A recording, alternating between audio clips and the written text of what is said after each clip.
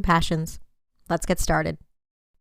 One of the most exciting parts of living authentically is getting to design your life around the things you love most. In the last lesson, we talked about your values. Today, we'll add your passions to your quest for self-discovery. If you're lucky, you've already discovered some of your passions and have devoted much of your life to fulfilling dreams and goals related to things that bring you excitement and joy. However, maybe you haven't connected with activities, skills, and interests that ignite your passion. It takes time, soul-searching, and some life experience to identify your true passions. So to get your thoughts, ideas, and desires flowing, let's explore some questions that may help you find your passions. These questions will help you tap into your wants, needs, desires, and fantasies. Have fun with them. Who knows? By the time you reach the end of the questions, you may have identified your true passions. So, on with the first question to ask yourself. What's the one thing I've always wanted to do since I was a child? If you still want to do it, explore what would need to happen in order for you to carry through with this long-sought wish. Question number 2 is, if I could spend today doing whatever I wanted, what would I be doing? Let your mind go. It could be something related to your work, your home, or simply a lark. The third question to ask yourself is, where do I really want to live? In your answer, include both the city and the type of residence you desire. Perhaps you're already fulfilling this passion, and you do live in your true first choice. If not, ponder the possibilities of moving to a place you'll love. In the next question, you'll get to reflect on one of your secrets. What would I like to explore that no one knows about? Perhaps you're harboring a secret yearning to visit Washington, D.C., or Westminster Abbey. The streets of Hong Kong may be calling your name, or even the Grand Canyon. Can you make it happen? How? Your next question is similar, but the answer's not a secret. What do I talk about doing but never do? Or even take any steps toward completing the wish? Your answer, for example, might be something like, for the last 10 years, I've really wanted to take a cruise to the Caribbean. Question number 6 gets real. What are my reasons for not going after my dreams? It's time to explore within yourself why you haven't pursued the life you want. Take your time. It's not a race. You can move on when you're ready. For the next question, finish this sentence. More than anything, before I die, I want to blank. Say it out loud and fill in the blank.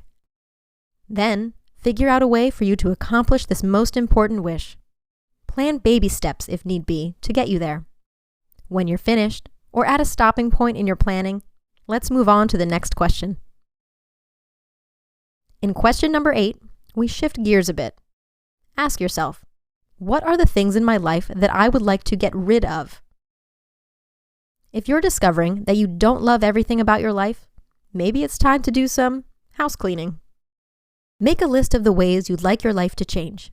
Then, take daily actions to guide your life toward these changes. Let's move on. Question 9 is, which people in my life inspire me? Why? It's important to know who inspires you, so you can spend more time with them. What is it about them that lights you up so much? Decide to take every step to get inspired more often. You can realize many passions this way. In the next question, you really open up your possibilities. Ask yourself, if I were to make just one radical change in my life right now to make my life better, what would it be? Moving to a bigger city might really spice up your life. Getting more education might be a goal.